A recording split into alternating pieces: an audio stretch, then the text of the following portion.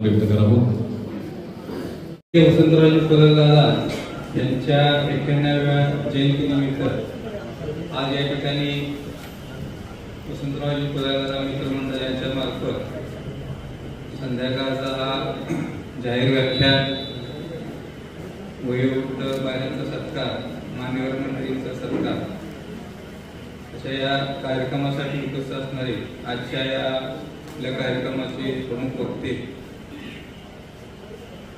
प्राध्यापक यशवंत गोसावी सर, जे महाराष्ट्रभर आपल्या व्याख्यानाने परिचित आहे। आत्ताच नुकती चर्चा झाली त्या पद्धतीनं त्यांच्या परिसरामध्ये त्यांनी अनाथ मुलांच्या शाळा देखील काढलेल्या आहे।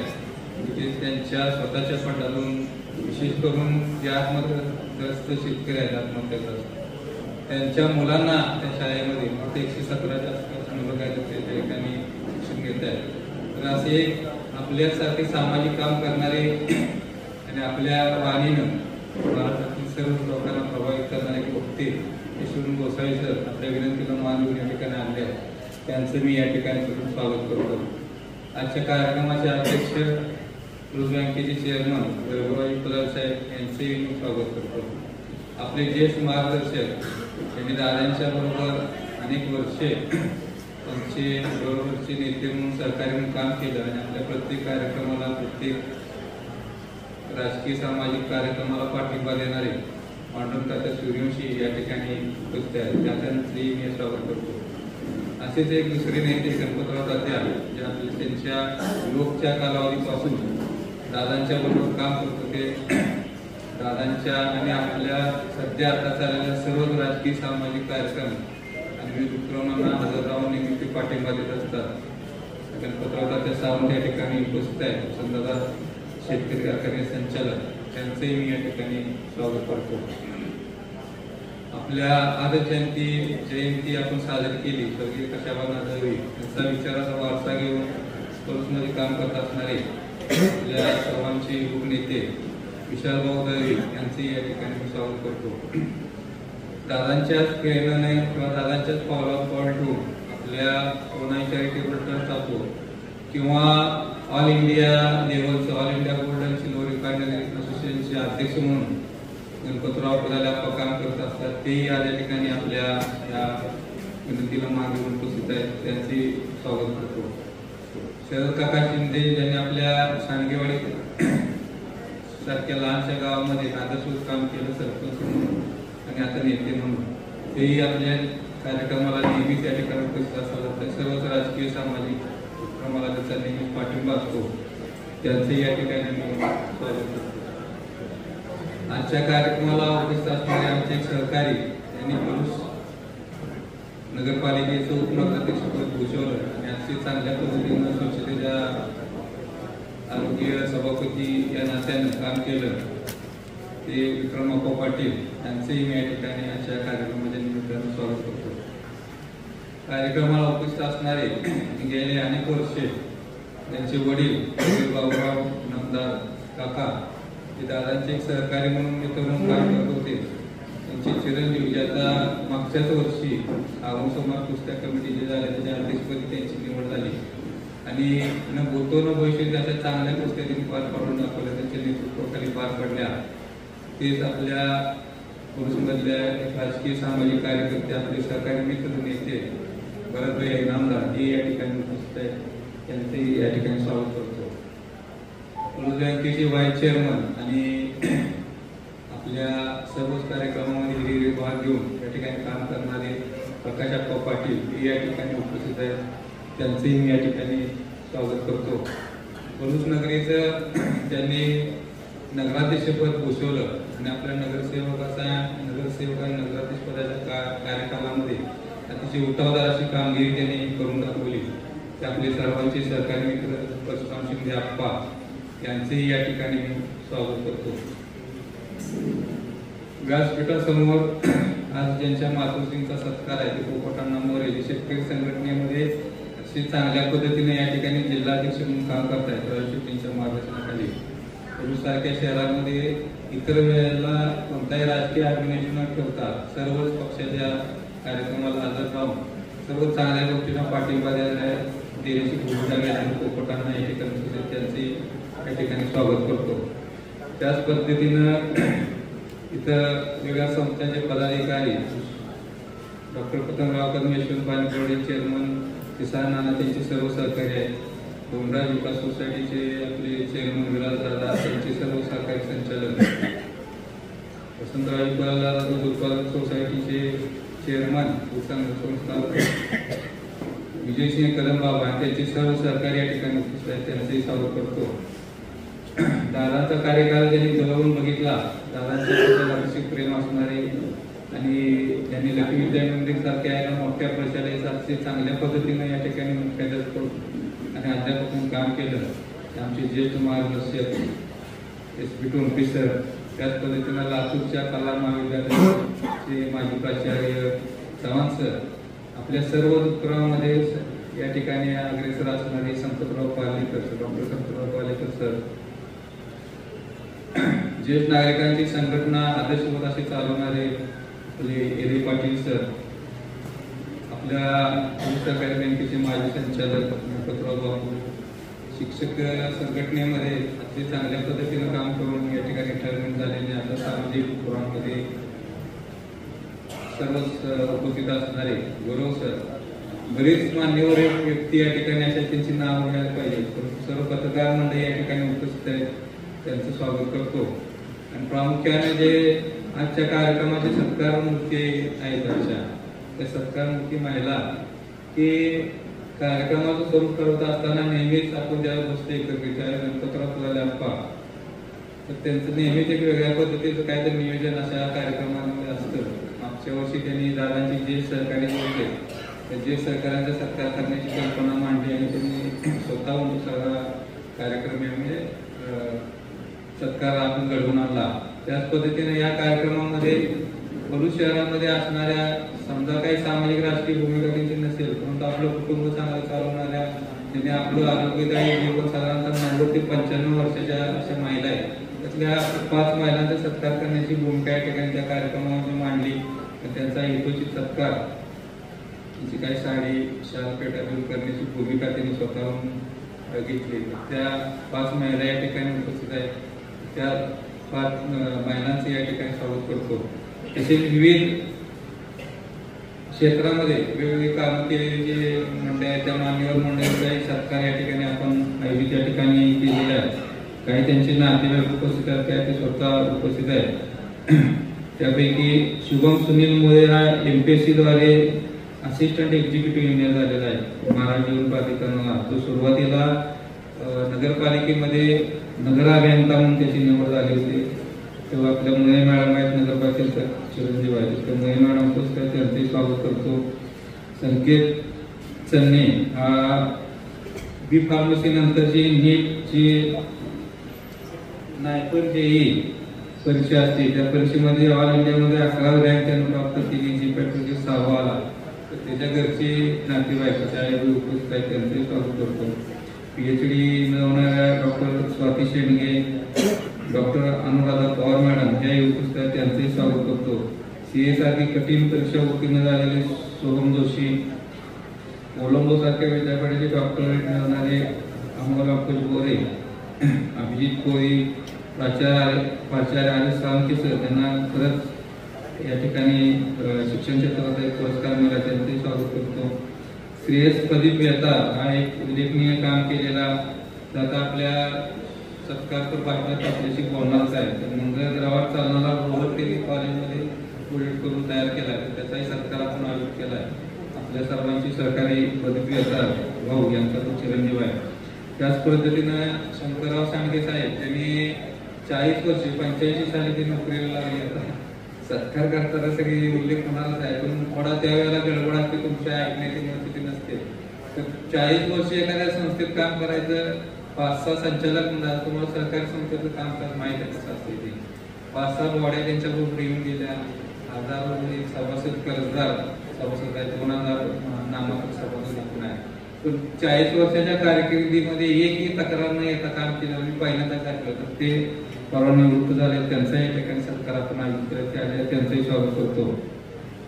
सौरभ दत्तात्रय पाटील जो एक दिव्यांग आहे, आपल्या दत्तात्रय पाटील मालवणमध्ये जो राहिला आपल्याला माहिती आहे, त्यांचा जो चिरंजीव आहे, दिव्यांगाच्या इंडियाच्या भारताच्या संघामध्ये त्याची निवड झाली आणि श्रीलंकेविरुद्ध त्याने जी कामगिरी केली त्याबद्दल त्याला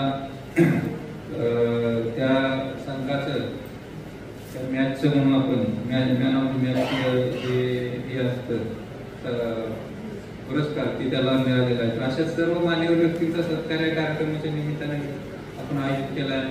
वक्ते आपण मान्यवरती बोलणार आहेत आपल्याशी. तर या सर्व मान्यवरांचं आणि सगळ्यात महत्वाचं जे आपण सर्वजण उपस्थित काही नगरसेवक मंडळी पण उपस्थित आहेत, संदीप नाना आहेत, दाखी बापू आहेत, तर सर्वांचं पत्रकार मित्रांचं सर्वांचं या ठिकाणी स्वागत करतो. आणि आज साधारणतः या आपल्या कार्यक्रमाच्या दादांच्या जयंतीच्या निमित्तानं आपण एक गणराज दरवर्षीप्रमाणे दासबोध पारायण या ठिकाणी चालू केलेलं आहे. ते इथं सकाळी 5 वाजता 11 तारखेपासून 18 तारखेपर्यंत पार पडते. तिथे चंद्रकांत कुलकर्णी काकाळे व्यासपीठ चालक आहे आणि इतर मंडळी वाचक या ठिकाणी 25 ते 30 हजार जाऊन रोज तो या ठिकाणी क्रम चालू आहे. त्याच पद्धतीनं आज सकाळी आपल्या संस्थेमार्फत शिक्षण प्रसारक मंडळामार्फत समर्थ प्रायमरी इंग्लिश स्कूल आणि समर्थ सेकंडरी इंग्लिश स्कूल आणि दादा कदम ज्युनियर कॉलेज यामार्फत आपल्या परिसरातील शाळांमधल्या विद्यार्थ्यांची एक समर्थ टॅलेंटेड 3 वेगवेगळ्या गटांमध्ये परीक्षा घेतली होती, लेखी परीक्षा. आणि याच कार्यक्रमाच्या निमित्त शाळेच्या मार्फत या ठिकाणी भव्य वक्तृत्व स्पर्धा 3 गटामध्ये खुल्या गटाकडे आयोजित केल्या होत्या. तर त्यांचा सकाळच्या सत्रामध्ये त्या सर्व विजेत्यांचा सत्कार आणि प्रतिमा तेंडुलकर यांचं भाषण सकाळी सत्रात पार पडलं. त्याच पद्धतीनं मगाशी मी जसं आपण सांगितलं त्या पद्धतीनं मित्रमंडळाचे आपले एक कार्यक्रम ठरवत असताना आपले मित्र संदीप नानाने उपक्रम सुचवला किंवा दिव्यांग व्यक्तींचा कुठेतरी या ठिकाणी त्यांचा सन्मान झाला पाहिजे. तर तो दुपारच्या सत्रामध्ये कार्यक्रम दिव्यांग व्यक्ती आपल्या भरूचमध्ये नगरपालिकेला नोंद असणारे 160 आहे. त्या 160 लोकांना आपण दुपारी बोलवलं होतं आणि नगरपालिकेच्या सीओ मॅडम या ठिकाणी आपल्या निर्मला राशीकर मॅडम यांच्या हस्ते आपल्या सर्व ज्या माजी नगरसेवकांच्या सहभागी होते त्या हजर होते आणि संस्थेच्या आपल्या कमिटी मेंबरच्या काही सहभागी होती आणि इतर काही महिला त्या महिलांच्या हस्ते त्यांना भेटवस्तू देऊन दुपारी, कारण दिव्यांगांना या कार्यक्रमासाठी संध्याकाळी ज्या वर्ष किंवा म्हणतो ते दुपारी जवळ 160 लोकांना सत्काराने त्यांना भेटवस्तूचं वाटप आपण केले. तर अशा पद्धतीनं हा कार्यक्रम आज प्रवासा संध्याकाळच्या सत्राचा हा कार्यक्रम सुरू होतोय. पुन्हा एकदा सर्व मान्यवर मंडळी व्यासपीठाला सर्वांचं स्वागत करतो आणि माझं स्वागत प्रस्तावित संपूर्ण जय हिंद. सामाजिक चळवळीतलं युवा नेतृत्व. धन्यवाद सर. विविध कार्यक्रम आयोजित केले आणि आपले गोसावी सर आपल्याला व्याख्यान करते भेटले. तर हा कार्यक्रम करत असताना आपण आपल्या परिसरातील ज्येष्ठ मार्गदर्शक आमचे पांडुरंग तात्या, गणपतराव तात्या, कार्यक्रमाचे अध्यक्ष वैभवरावजी पोदाले, सर्व आमचे नेते मंडळी, आमचे ज्येष्ठ सर्व सहकारी, सगळ्यांचे नाव घेत नाही, उपस्थित कार्यकर्ते, बंधू मित्र भगिनी. तर माझा एक विचारपूर्ण प्रश्न असा होता, आपण किती काळ जगवायला अर्थ नाही, गोसावी सर, किती काळ जगवायला अर्थ नाही, जगलेल्या काळात केलं काय आपल्यासाठी आणि दुसऱ्यासाठी. तर दुसऱ्यासाठी तर प्रश्नचिन्ह पाहिजे, दुसऱ्यासाठी काय केलं आपण. तू 110 वर्ष 50 वर्ष जगलास, कोणाला चहा पास नाही, पान दिलं नाही, तू जगलास काय हायच काय, पण तू 50 वर्ष जगला आणि तू समाजाला दुसऱ्याला काहीतरी केलं हे महत्वाचं आहे. हा उद्देश डोळ्यासमोर कायम मी ठेवून असतो. अशा पद्धतीनं या कार्यक्रमाचं नियोजन चाललं त्यावेळेस मी सुचवलं की आपण सगळं करतोय, झाडं लावतोय, व्याख्यान घेतोय, आपण ते गरजेचं आहे आजच्या काळाप्रमाणे. तर एक आपल्याला समाजातलं कुठला वर्ग आपल्या पाठीमागाची जी जाण समाजाला नाही. आज मगाशी बोलत असताना गोसावी सरांना एक विषय मी सांगणार होतो की आजच्या परिस्थितीवर आपण आज बोलणार आहात. तर लक्षात ठेवा, मिर्झा बेगचा एक विषय मला माहीत असावा. पूर्वीचा काळ आणि आता झालेला बदल एकदम उलट झालंय. त्याचं एक उदाहरण मी तुम्हाला सांगतोय. पूर्वीच्या काळात आपण घरी खात होतो, आणि ह्याला बाहेर जात होते. आता ते राहिले नाही. आता बाहेर खायचं आणि ह्याला घरात घ्यायचं. बरोबर आहे. तर एवढा बदल झाला याच्या काळात पूर्वीच्या आणि आताच्या काळामध्ये. तर तिची जाण आपल्याला पूर्वीच्या काळाची पाहिजे. आणि त्या ज्या परिसरात आपण मोठं झालो, आपण शेतकरी कुटुंबात असेल, दादा सुद्धा शेतकरी कुटुंबात जन्माला आले आणि आपण सर्वजण त्या क्षेत्रात आलोय. कुठं तर धागा ते शेतकऱ्याचे आहे. बरे प्रोफेसर असतील, वडील रिटायर्ड काहीतरी असतील, PSI असतील, तर त्यांच्या आजूबाजूला निदान शेतकरी असतील. शेतीप्रधान देश भारत असल्यामुळं तर अशा या क्षेत्रामध्ये आपण सगळ्या पुरुषांना बोलवतो. मागल्या वेळा आपण दादांचे सर्व मित्र ज्येष्ठ वयस्कर होते त्या सगळ्यांचा सत्कार आपण केला की त्यांना काहीतरी मिळावं. आणि ह्या वेळा एक मुद्दा मी मांडला की ज्या महिला वयाने जास्त आहेत त्यांना कोण मोजलं जात नाही.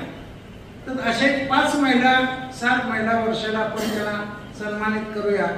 आणि अनेक मुद्दा आपण मांडला बाबा एकत्र कुटुंब आता जर कुठं असेल आणि त्या कुटुंब प्रमुख कोण असेल तर त्या नवरा बायकोचा सत्कार करूया. बाबा त्याने 40-50 माणसाचं कुटुंब सांभाळलंय आणि त्या नवरा बायकोने आज कारभार केलाय, त्याला एक कारभार पुरस्कार म्हणून मला द्यायचा होता. तर पुढल्या येणाऱ्या काळामध्ये सुद्धा तो उपयोग आपण करू सर पार्लेकर सर. कारण असं समाजाला एक मेसेज गेला पाहिजे. आजच्या असणाऱ्या या नवीन पिढीला एक मेसेज पाहिजे की बाबा पूर्वी काहीतरी एकत्र होते लोक, कुटुंब त्याला कारभारी म्हणत होते. तर अशा या कारभाऱ्यांचा नवरा बायकोचा एक सत्कार मला घ्यायचा आहे गाव स्वरूपी. आणि त्याच्यासाठी 1 वर्षभर काम करावं लागेल मला.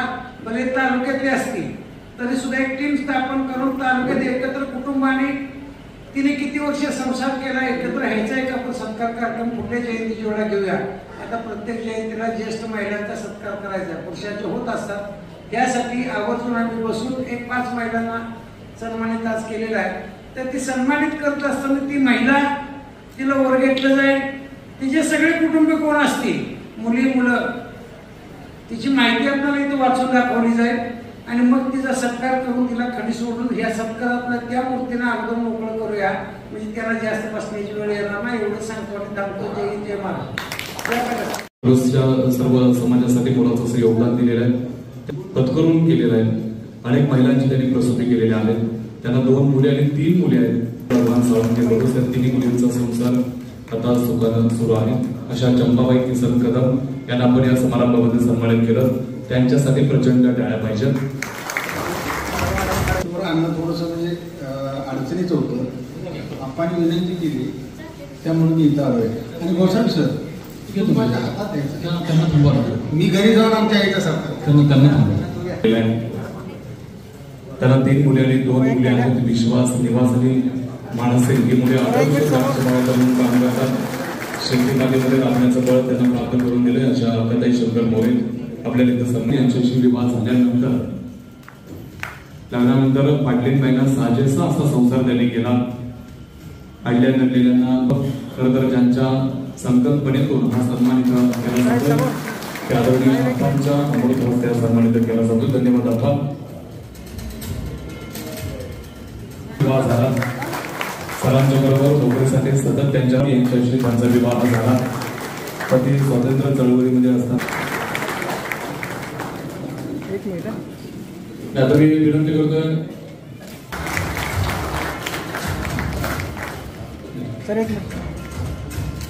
त्यानंतर मी मंचावर एक मिनिट थांबा. प्रोटोकॉल हर्बल वनस्पती या विषयावर PhD यांनी प्राप्त केली.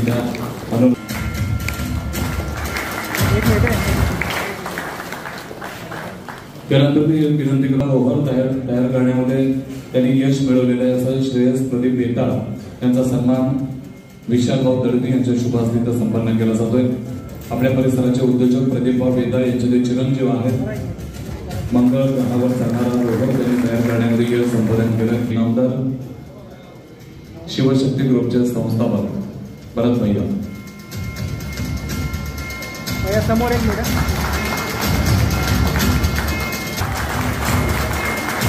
निमित्त महोदय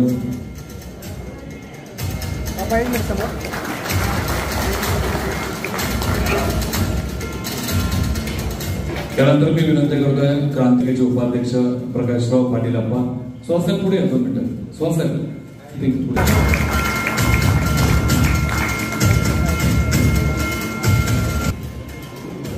संकेत नंदकुमार संने म्हणजे कोणी प्रतिनिधी असतील तर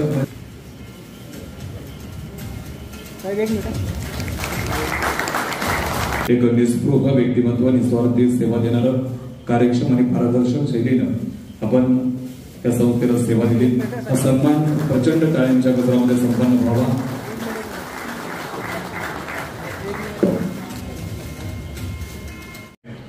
तिथे मी थर्ड इयर मेकॅनिकल इंजिनिअरिंगला आहे सध्या.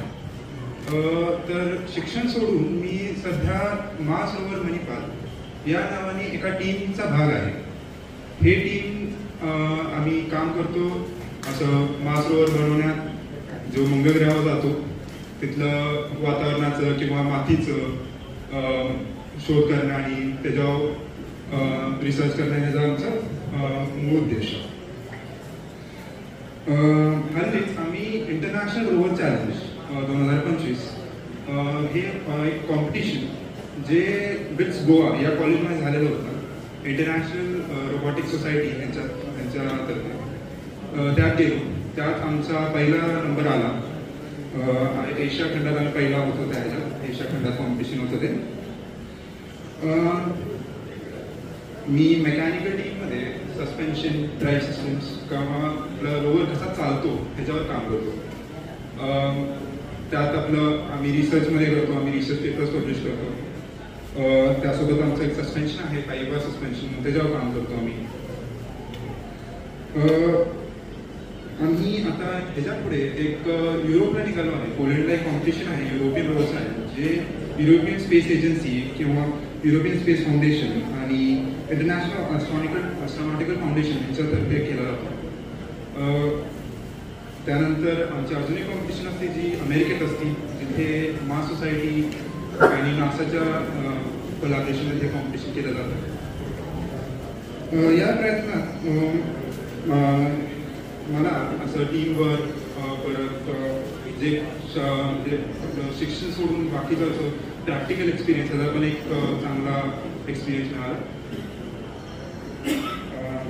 आणि मला एवढंच म्हणायचं की हे सगळं म्हणजे माझ्या आईवडिलांचा किंवा माझ्या गावकऱ्यांचा त्यांच्या सपोर्टनी किंवा आशीर्वादाने शक्य झालं. याबद्दल मी सगळ्यांचा आभार मानतो. धन्यवाद. गेलो, एखाद्या शैक्षणिक संकुलात गेलं तर दुग्गल सर एका पिढीचा सहभाग मिळतो. आजच्या कार्यक्रमाच्या निमित्तानं 3 पिढ्या आपण खऱ्या अर्थाने एकत्र आणल्यात याचं समाधान आहे.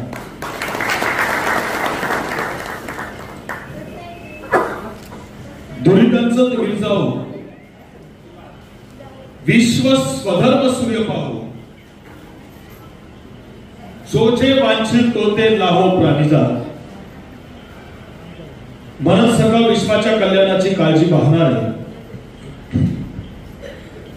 संतश्रेष्ठ ज्ञानोबा माऊली, शिव तुझे नाव ठेविले पवित्र, छत्रपती सूत्र विश्वाचे की.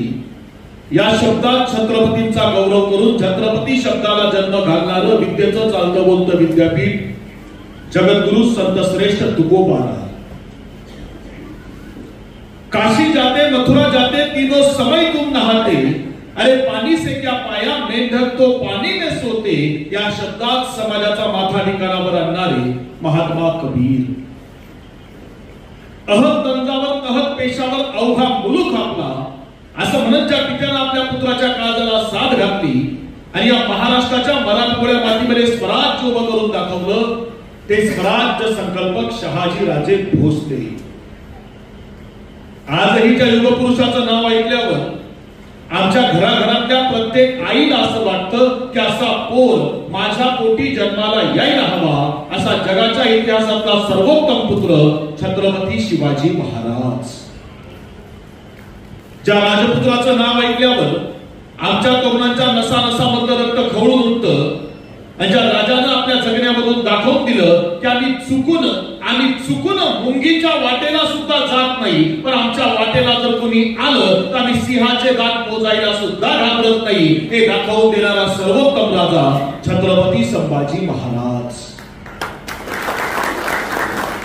माझ्या रयतेला जर करभर कोशिश पडली तर मला मनभर वेदना होतात.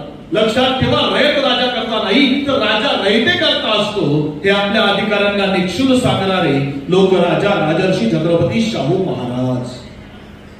विद्येविना मती गेली, मती विना नीती गेली, नीती विना गती गेली, गती विना वित्त गेले आणि वित्ताविना शूद्र खचले. हे सगळे अनर्थ एका अविद्येने केले. या शब्दात विद्येचं महत्व जगासमोर मांडणारे राष्ट्रपिता महात्मा ज्योतिराव फुले. मी प्रथमता आणि अंतिमता भारतीय आहे आणि भारतीयच राहणार असं म्हणत ज्या युगपुरुषाने भगवे, हिरवे, निळे, पिवळे असे सगळे झेंडे बाजूला सारत तिरंग्याला सर्वोच्च स्थान दिलं ते भारताचे महान सुपुत्र विश्वरत्न डॉक्टर बाबासाहेब आंबेडकर. जग बदल घालून गाव सांगून गेले मला भीमराव या शब्दात आपली क्रांती जगासमोर मांडत छत्रपती शिवाजी महाराजांचा इतिहास केवळ महाराष्ट्रामध्ये नव्हे, भारतामध्ये नव्हे तर रशियापर्यंत ज्या सांगलीच्या भूमिपुत्रानं मांडला ते लोकशाहीर अण्णाभाऊ साठे. बापहो, जेवणाचा ताट मोडा, पोराले कपडे घेऊ नका, बायकोले साडी घेऊ नका, पण पोराले शाळेत शिकाले घाला असा जगावेगळा संदेश देणारे राष्ट्रसंत गाडगे बाबा. शुद्ध हवा पाणी ऋतू हाच विवाहाचा मुहूर्त, बाकीचे झंझट फालतू मानतो आम्ही या शब्दात खरा विज्ञानवाद जगासमोर आणणारे राष्ट्रसंत तुकडोजी बाबा, संत भगवान बाबा, राष्ट्रमाता राजमाता मासाहेब जिजाऊ, स्त्री शिक्षणाच्या देवता सावित्रीबाई फुले, लोकमाता अहिल्यादेवी होळकर, महामाता रमाबाई आंबेडकर यांच्यासह तमाम महापुरुषांना, युगपुरुषांना आणि महामातांना वंदन करून त्यांच्या 91व्या जयंतीच्या निमित्तानं तुम्ही आम्ही सगळेजण या सभागृहात एकत्र आलोय आणि त्यांच्या स्मृतींना उजाळा देण्याकरता आपण सर्वजण या विचारपीठावर एकत्र आलोय. ते या मातीचे लोक नेते आणि खऱ्या अर्थानं या पलूसच्या मातीमध्ये, पलूस तालुक्यामध्ये असेल, या संपूर्ण भागामध्ये असेल, सरकार असेल, शिक्षण असेल, रोजगार असेल, वेगवेगळे आरोग्य असेल, या सगळ्या क्षेत्रामध्ये काम करत असताना त्या मातीतल्या माणसाचं जीवनाचा उंचावलं पाहिजे, जीवनाचा स्तर उंचावला पाहिजे आणि सर्वसामान्य शेतकऱ्याची, गरिबाची लेकरं ही शिकली पाहिजे. त्या उदात्त हेतून खऱ्या अर्थानं गेली अविरत अनेक वर्ष त्यांनी या मातीकरता काम केलं. ते लोकनेते स्मृतिशेष वसंतरावजी दादा पुराले यांना तुम्हा सर्वांच्या टाळ्यांच्या प्रचंड गजरामध्ये विनंती करतो. आजच्या दादांच्या जयंतीच्या निमित्तानं आयोजित या कार्यक्रमासाठी उपस्थित विचारपीठावर असणारे या कार्यक्रमाचे अध्यक्ष आदरणीय सन्मान्य दादासाहेब, मगाशी त्यांनी प्रास्ताविक केलं ते सन्मान्य सुहास दादा. जुन्या काळातल्या आठवणी सांगत असताना आजही जग कसं चाललं पाहिजे मगाशी बोलता बोलता अनेक वेळा त्यांनी आपल्या विचारामधून मांडलं. ते सन्मान्य पांडुरंग तात्या सिल्वर गोल्ड असोसिएशनच्या माध्यमातून देशभरामध्ये काम उभं असताना मातीशी नाळ जोडून ठेवायचं काम ज्यांच्या माध्यमातून झालं ते सन्मान्य गणपतरावजी आप्पा, विचारपीठावर स्थानापन्न असणारे सर्व तोलामोलाचे सर्व सन्मान्य पदाधिकारी ज्यांच्या माध्यमातून या कार्यक्रमाच्या इथं येता आलं ते माझे मित्र अभिजितजी कोळी, माझे मित्र सन्मान्य शुभमजी, सन्मान्य दुग्गल सर, विचारपीठाच्या समोर असणारे सर्व सन्मान्य मान्यवर आणि उपस्थित माझ्या भावांनो, भगिनींनो आणि बांधवांनो. 5-6 महिन्यापूर्वीची गोष्ट आहे. एका लग्नाला गेलो होतो. आता आपल्याकडच्या लग्नाची परिस्थिती आपल्याला माहिती आहे. 12:30चं लग्न असतं, लग्न 12:30ला कधी लागत नाही. 12:30चं लग्न 1, 1:30, 2, 2:30, 3 जवळचं लग्न होतं. सहकुटुंब लग्नाला गेलो आणि जाऊन बघितलं 12:30ची वेळ आहे. आपण 12:30च्या पुढे 1 वाजेच्या आसपास लग्नाला पोहोचतोय आणि तरी नवरदेव अजून नाचतोच आहे. त्या नवरदेवाजवळ गेलो, त्याला विचारलं, अरे बाबा हा डीजे अजून किती वेळ वाजवायचा?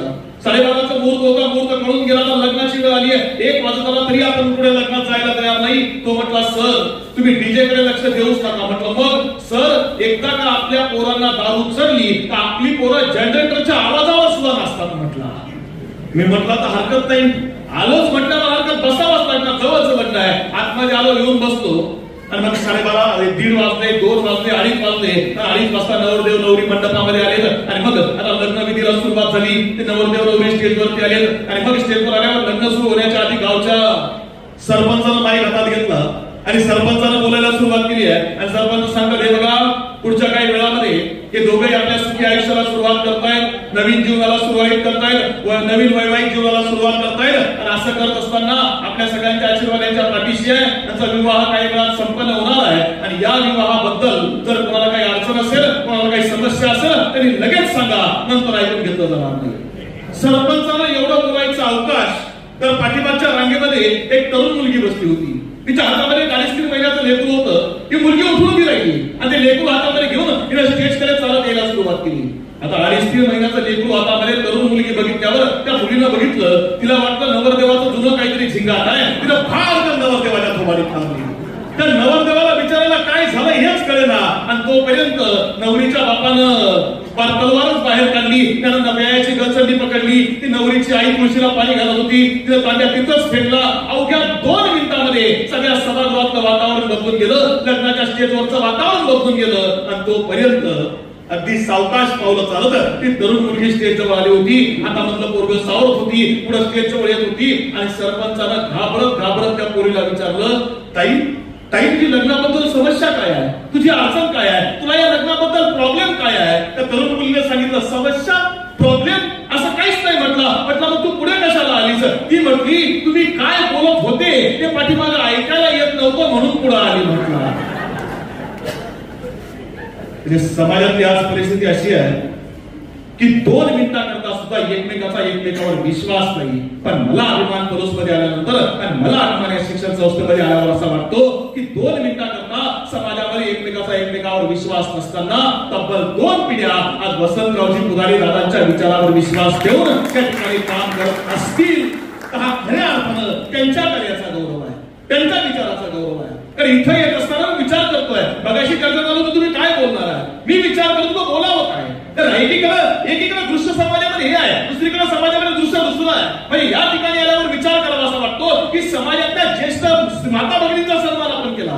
स्वतःच्या हाताला साडी द्यावी, स्वतःच्या हाताला सन्मान करावा, त्यांच्या पायावर हात ठेवावा, त्यांच्या चरणाचा स्पर्श घ्यावा. एकीकडे का त्यांनी समाजातून ऋण फेडलंय, कुटुंब उभं केलंय, जगवलंय. आणि हे करत असताना समाजासमोर आदर्श उभा केलाय. हा विचार एकीकडे आपण करताय. आणि परवाची महाराष्ट्रामधली घटना आहे. नवी मुंबईमध्ये 74 वर्ष वयाची आई आहे आणि आईला स्तनांचा कॅन्सर झालाय. आणि तो स्तनांचा कॅन्सर झाल्यावर लहान मुलगा म्हटला माझी परिस्थिती नाहीये, त्यानं मोठ्या मुलाकडे नवी मुंबईला आई आणून सोडली. त्यानं विचार केला एवढा खर्च करणार कोण. त्यानं गाडी काढली आणि आईला सांगितलं आपल्याला दवाखान्यात जायचंय. ती गाडी नवी मुंबईपासून पालघर रोडला आणली आणि पालघर रोडच्या एका कचरा कुंडीजवळ गाडी थांबवली. कचरा कुंडीमध्ये 74 वर्ष वयाच्या कॅन्सर झालेल्या आईला सोडून दिलं आणि मुलगा निघून गेला. ही परवाची महाराष्ट्रामधली घटना आहे. महाराष्ट्राने आदर्श घ्यावा कुणाचा हे चिंतन करायची गोष्ट आहे, हा विचार करायची गोष्ट आहे.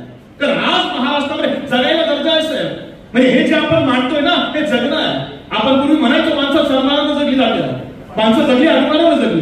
जगायला दर्जा आहे. आता मी म्हणतो जगायलाच नाही मारायलाही दर्जा आहे. म्हणजे विमानात गेला तर 1 कोटी, रेल्वे अपघातात नेला तर 10 लाख, पुलावरून पडून गेला तर 5 लाख आणि शेतीत मिळाला तर रुपया मिळत नाही. हा जगायचा दर्जा आहे. मग आम्ही जगणार कसं आहोत हेही या निमित्तानं तुम्हाला आम्हाला अनुभवावं लागेल ना. हेही या निमित्तानं तुमच्या आमच्या पुढच्या पिढीला सांगावं लागेल. मला जाणीव आहे की एका शैक्षणिक संकुलामध्ये बोलत असताना आम्हाला पुढच्या पिढ्या घडवायच्या या माध्यमातून आणि या महापुरुषाने आम्हाला विचार दिला. तर महाराष्ट्राचं वातावरण आज इतकं भयानक आहे की आमच्या मुलांच्या समोर आम्ही आदर्श काय ठेवावा या संदर्भामध्ये पालक आहे. या संदर्भामध्ये शिक्षण संस्था चालवणारी माणसं आहेत. ती समाज बदलला आहे. मी तुम्हाला 2 घटना सांगतो. मे महिन्याच्या सुरुवातीला महाराष्ट्रामध्ये पहिल्या आठवड्यामध्ये 2 घटना घडल्या. पहिली घटना घडली ही इगतपुरी तालुक्यामध्ये, नाशिक जिल्ह्यामध्ये इगतपुरी तालुका आहे आणि इगतपुरीमध्ये एक शाळा आहे. त्या शाळेमध्ये 9वीच्या वर्ग शिक्षकाला वाटलं की आपल्या वर्गातली पोरं शाळेत येतात आणि आपल्या वर्गामध्ये शाळेत आलेल्या मुलांच्या आपण कधीतरी एकदा बॅग चेक केली पाहिजे ना. काय आपल्या मुलांच्या बॅगेमध्ये डबा येतो, वही येते, काय आणतात. आणि त्या 9वीच्या वर्ग शिक्षकाला 40 मुलं वर्गात आहेत. त्या 40 मुलांच्या 40 बॅगा गोळा केल्या आणि त्या बॅगा शिपायाला सोबत घेऊन चेक करायला सुरुवात केली आहे. आणि त्या बॅगा चेक केल्यानंतर महाराष्ट्राच्या शिक्षण क्षेत्राला धक्का बसला. तर 9वीच्या वर्गातला शिकणाऱ्या मुलाच्या बॅगेमध्ये ज्या वस्तू म्हणजे त्याच्यामध्ये तंबाखू आहे, गुटखा आहे, सिगरेट आहे, ज्या गोष्टी मी विचारपीठावरून सांगू शकत नाही अशा गोष्टी त्या बॅगेमध्ये सापडल्या.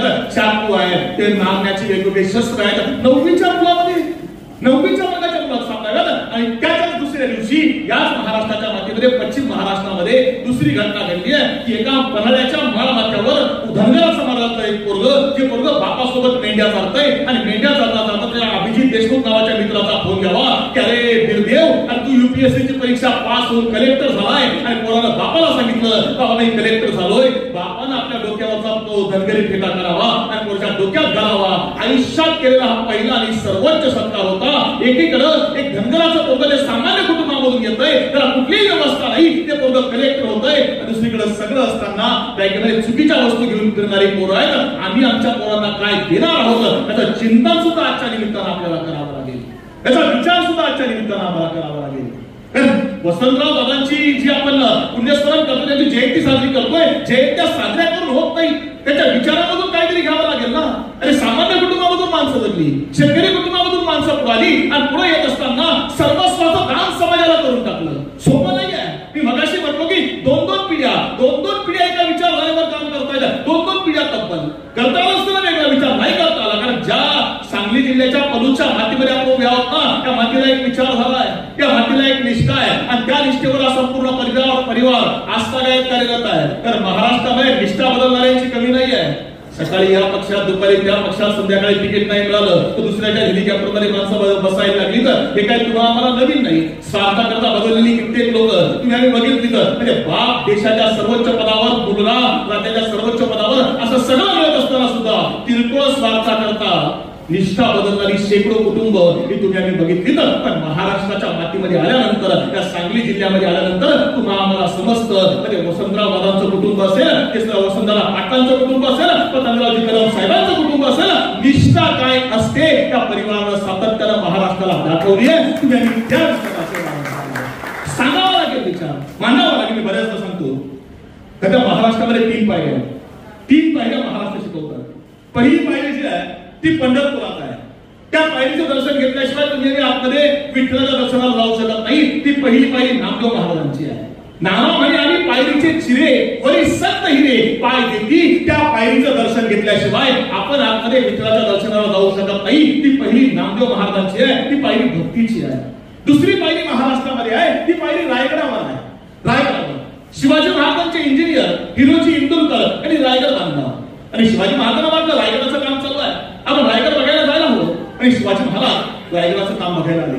रायगड बघितला, अद्भुत, असामान्य, बलाढ्य, सुंदर काय किल्ला उभा केला. हिरोजी अप्रतिम किल्ला उभा केलाय. हजारो शत्रू आला तरी रायगड कोणी जिंकू शकत नाही. अप्रतिम रायगड हिरोजीने उभा केलाय. हिरोजी इतका सुंदर किल्ला उभा केला. बोला काय बक्षीस पाहिजे, काय पाहिजे ते देतो. हिरोजी बोला काय पाहिजे. आजची हिरोजी असते तर काय म्हटली असते, काय म्हटले असते दादा. हिरोजी म्हटली असते ना, राजे सलग 5 वर्ष काम चाललंय, लय मोठं टेंडर आहे, किमान 5% तरी द्यावे लागते बघा. सहज म्हटले असते राजे आपल्या विधानसभा संपल्यात, विधान परिषद लागल्यात, एखादं तिकीट द्यावं लागतं बघा. राजे तुमच्या मंत्रिमंडळामध्ये मंत्री आहे, पालकमंत्री म्हणून जिल्हा चांगला द्यावा लागतोय, बीड सोडून म्हटले असते का नाही. सहज म्हटले असते, नाही म्हटले हिरोजी काय म्हटले माहितीये राजे. आपण रायगड महाराजांनी सांगितलं, आम्ही जबाबदारी पार पाडली, आम्ही रायगड बांधला. पण राजे आपण जर आम्हाला काहीतरी देत असाल ना तर एक काम करा राजे, त्या रायगडावर जगदीश्वराचं म्हणजे महादेवाचं मंदिर आम्ही बांधलंय. आणि राजे त्या जगदीश्वराच्या मंदिराच्या समोर 3 पायऱ्या आहेत. आणि राजे त्यापैकी फक्त एका पायरीवर आमचं नाव कोरायची अनुमती राजे आम्हाला द्या. राजांनी विचारलं, हिरोजी अहो हे काय मागणं आहे. अहो काही दुसरा मागा, पायरीवर नाव कोरायची अनुमती हे कुठलं मागणं आहे. दुसरं काहीतरी मागा ना, मागाल ते देतो. हिरोजी म्हणतायत राजा दुसरं काहीच नको, पण जर देतायत ना मला फक्त एवढं द्या, एका त्या जगदीश्वराच्या मंदिराच्या समोरच्या पायऱ्यांपैकी फक्त एका पायरीवर माझं नाव कोरायची अनुमती राजे मला द्या. राजा म्हणते दिली, पण असं का हिरोजी तेवढं सांगा.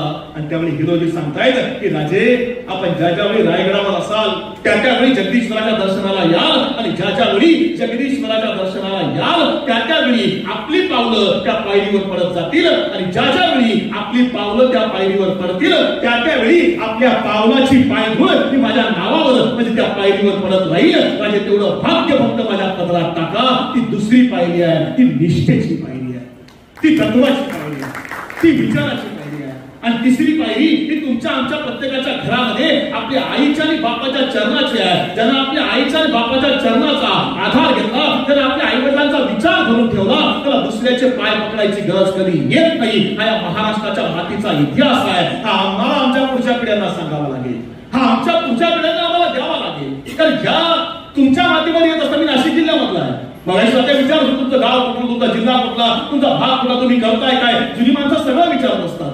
पण तुम्ही राज्याच्या निमित्तानं राज्यभर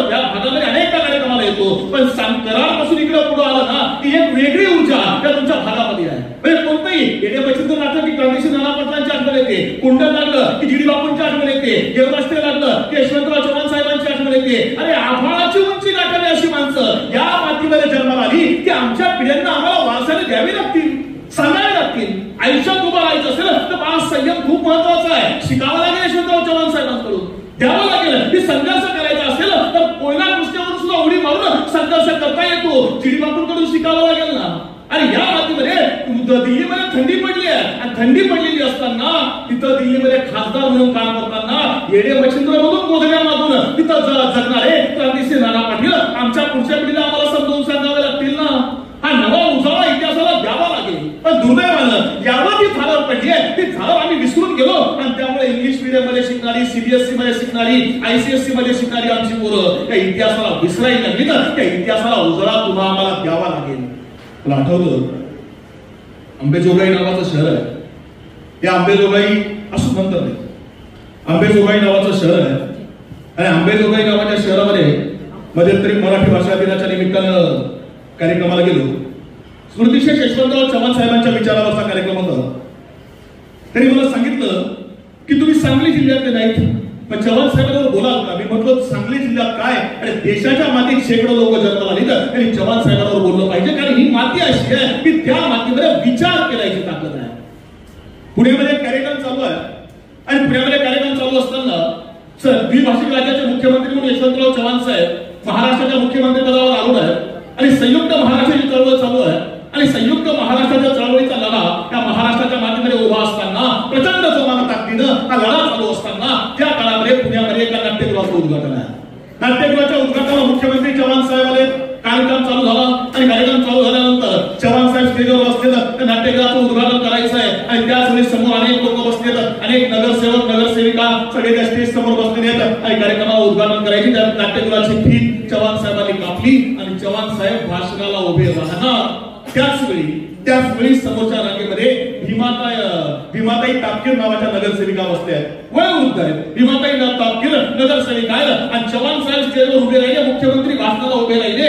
भीमाताई तापकीरांनी हातामधल्या बांगड्या काढल्या, त्या बांगड्या घेतल्या, आणि मुख्यमंत्री चव्हाण साहेबांच्या अंगावर मारून फेकल्या, आणि सांगितलं अरे चांगला तुझ्यामुळे महाराष्ट्र संयुक्त होत नाही, आम्ही तुझा निषेध करतो. अख्ख्या सभेत गोंधळ माजला, मुख्यमंत्र्यांच्या अंगावर बांगड्या फेकल्या गेल्या.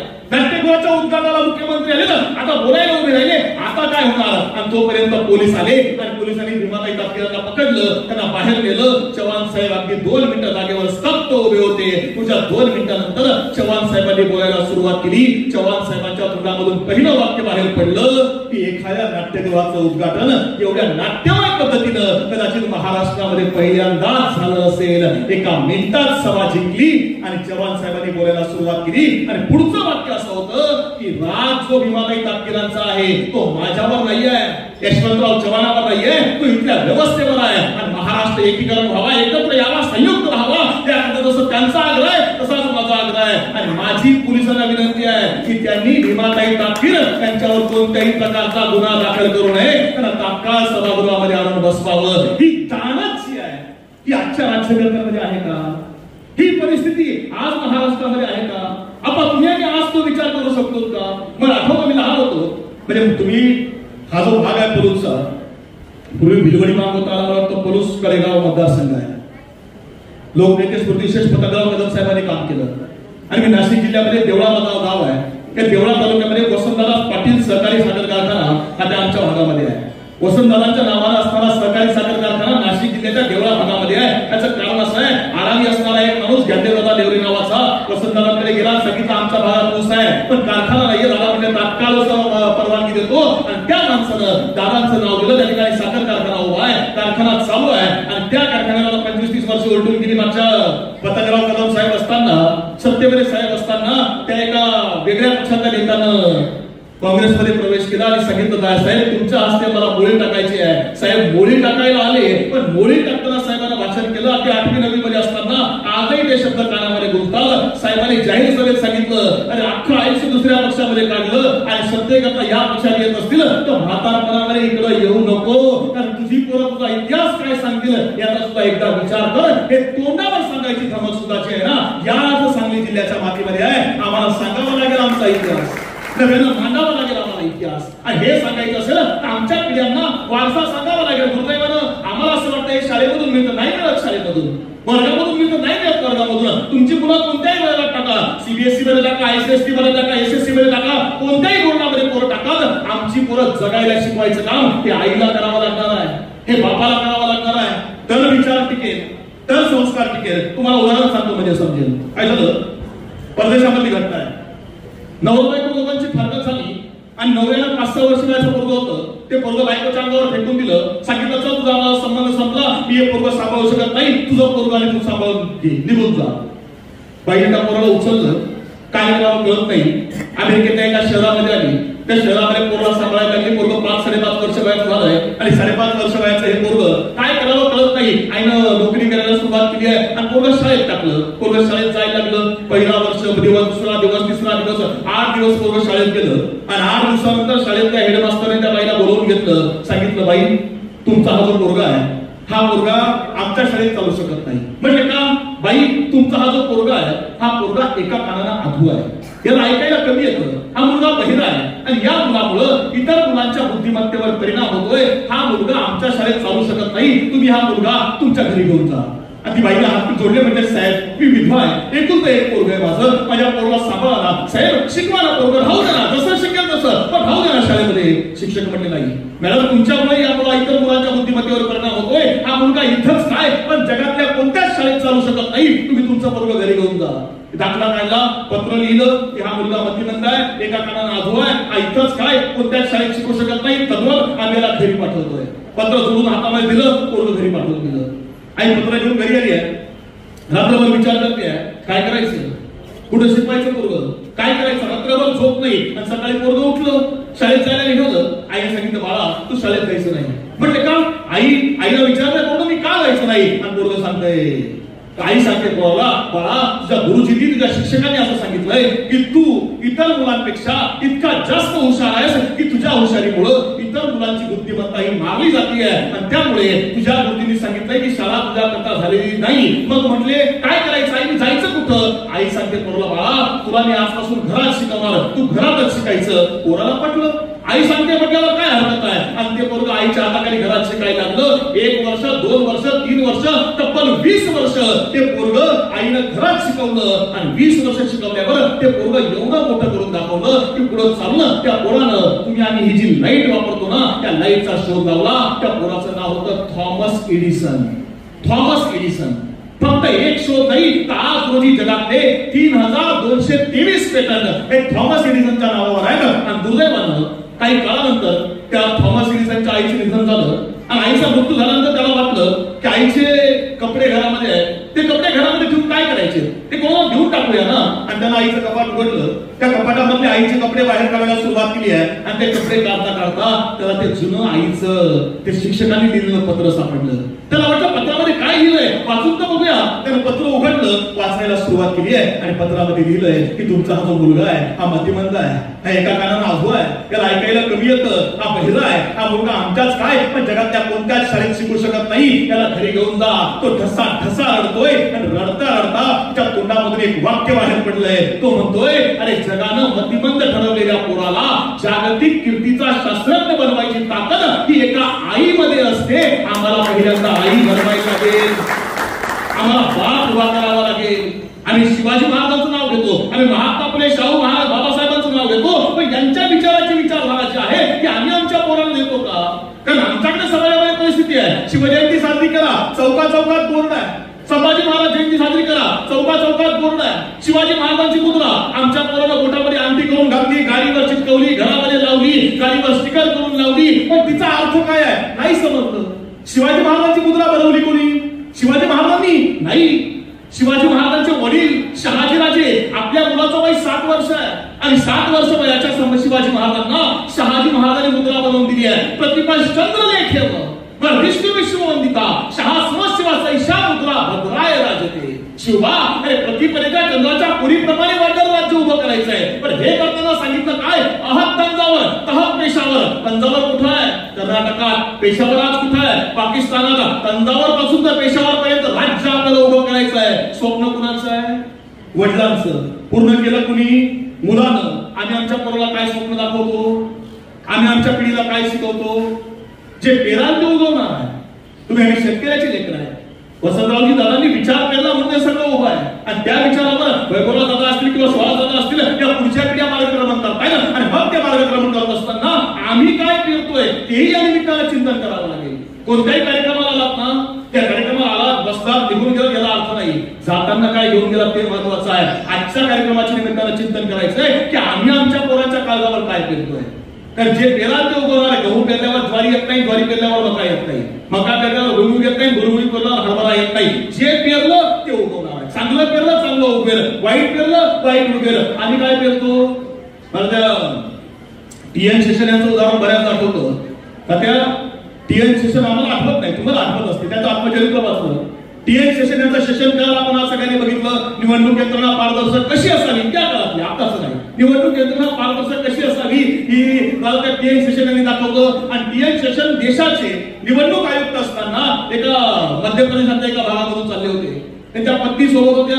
आणि बघ जात असताना नारळाची काही झाडं लागली, उंचच्या उंच सागाची नारळाच्या झाडांचं मोठं बन लागलं. आणि मग त्यांच्या पत्नीनं सांगितलं निसर्गरम्य वातावरण आहे, थोडं थांबायला काय हरकत आहे. आणि गाडी बाजूला लावली. आता मुख्य निवडणूक आयुक्त पंतप्रधान दर्जाची सुरक्षा सगळी. आणि मग सगळ्या गाड्या पटकन थांबल्या, सुरक्षा रक्षक खाली उतरले, त्यांच्या पत्नी खाली उतरल्या, झाडं न्याहायला लागल्या, झाडं बघायला लागल्या. आणि झाडं बघता बघता एका उंच अशा झाडावरती, त्या झाडावरती एक त्यांना पक्षाचं घरटं दिसलं. ते घरटं बघितल्यावर त्यांना असं वाटलं एवढं सुंदर घरटं आहे, एवढं छान घरटं आहे, आपली बाग आहे, आपल्या बंगल्याच्या पाठीमागं बाग आहे. बागेमध्ये जर हे घरटं असतं तर किती छान होईल, किती सुंदर होईल, किती छान दिसणार आहे. आणि त्यांनी त्या सुरक्षा रक्षकाला सांगितलं ते उगरचं घरटं जरा कोणी काढून आणून देईल का? सुरक्षा रक्षकाने आजूबाजूला बघितलं, एक पोरगं दिसलं, शेतकऱ्याचं पोरगं. गाई चालत होतं, म्हशी चालत होतं. आणि म्हशी चालता चालता ते शेतकऱ्याचं पोरगं फिरत होतं. त्या सुरक्षा रक्षकाने आवाज दिला, अरे मला ये इकडं. ते पोरगं जवळ आलं आणि सुरक्षा रक्षकाने त्याला सांगितलं, हे बघ वरती हे जे घरटं दिसतंय ना, ते घरटं जरा खाली काढून आणून दे. ते पोरगं म्हटलं नाही, माफ करा साहेब, मी घंटा आणून देऊ शकत नाही. सुरक्षा रक्षकाला वाटलेला काहीतरी पैसे दिले पाहिजे मग देईल. ते म्हणा तुला 5 रुपये देतो, ते घंटा पटकन काढून आण. ते म्हटले नाही साहेब, 5 रुपये दिले तरी सुद्धा मी तुम्हाला घंटा काढून आणून देऊच शकत नाही. आणि मग त्या सुरक्षा रक्षकाला वाटलं पैसे कमी पडतायत. तोपर्यंत हा आवाज ऐकून टीएन शेषन साहेब बाहेर आले. ते बाजूला उभे आहेत आणि तो सुरक्षा रक्षक त्या पोराला सांगतोय, अरे 5 रुपये कमी आहेत ना, तुला 50 रुपये देतो, पण तेवढं घंटा खाली काढून आण. ते पोरं टीएन शेषन साहेबाच्या समोर त्या सुरक्षा रक्षकाला सांगतोय की साहेब ते जर घरटं मी तुम्हाला काढून आणून दिलं तर त्या घरट्यामध्ये लहान लहान पिल्लं आहेत. आणि त्या पिल्लांची आई बाहेर अन्न शोधायला गेली आहे. आणि ती जर का परत आली आणि तिनं जर का बघितलं आपलं घरटं दिसत नाही, त्यावेळी तिचा जो आक्रोश आहे तो आक्रोश मला बघवला जाणार नाही. आणि तो आक्रोश माझ्या कानावर मला ऐकवला जाणार नाही. तर माझ्या वडिलांनी मला शिकवलंय की बाळा आपलं घर नाही उभं करता आलं ना चालेल, पण कोणाचं घर आपण उद्ध्वस्त करायचं नाही. मी ते घर कधीच तुम्हाला देणार नाही. टीएन शेषन वाक्य पुढे लिहितात की या पोराच्या तत्वज्ञानासमोर माझी IAS ची डिग्री जळून पडली आहे. तर जगातलं सर्वात मोठं तत्वज्ञान हे शेतकऱ्याची माणसं आम्हाला शिकवतात. टीएन शेषन लिहून ठेवतायत. मला एक सांगा, तुम्ही आणि शेतकऱ्याची लेकर आहे, आम्ही आमच्या पोरांना आज काय शिकवतोय? आम्ही आमच्या पोरांना काय देतोय? अधिकारी वर्गाचा विषय सोडून द्या, कारण त्यांचं सगळं बदललंय. मी गंभीर सांगतो, काय झालं, एक अधिकारी होते, घरात असले का बायकोला म्हणायचे, ए नालायक जरा पाणी आण, ए नालायक जरा चहा, ए नालायक स्वयंपाक झाला का? ऑफिस मध्ये गेले का शिकवायला म्हणायचे, ए नालायका ते फाईल करा, ए नालायका तो बंची करा, ए नालायका ती मला पाण्याची बाटली करा. म्हणजे नालायक शब्द परवलीचा, कोणीही भेटलं तर नालायक. आणि त्याचं छोटंसं पोरगं होतं, त्या पोरानं तेवढं शिकून घेतलं. आता पोराला वाटतं बाप नालायक म्हणतो म्हटल्यावर नालायक शब्द काहीतरी चांगला असला पाहिजे. आणि एक दिवशी साहेब रविवारचा दिवस होता, साहेब घरामध्ये फायली चालत बसले होते. आणि आता महत्वाच्या फायली आजकाल सगळ्या घरामध्येच चालल्या जातात, त्यामुळे फायली चालायचं काम चालू आहे. आणि काम चालू असताना साहेबांचं अचानक लक्ष गेलं की आपलं पोरगं समोर खेळतंय. आणि खेळता खेळता पोरगं म्हणत होतं, ट्रिंग ट्रिंग ज्या नालायकांना इस्लामपूरला जायचंय त्यांनी पटकन गाडीत बसून घ्या, ट्रिंग ट्रिंग त्या नालायकांना पलूसला उतरायचंय त्यांनी पटकन खाली उतरून जा.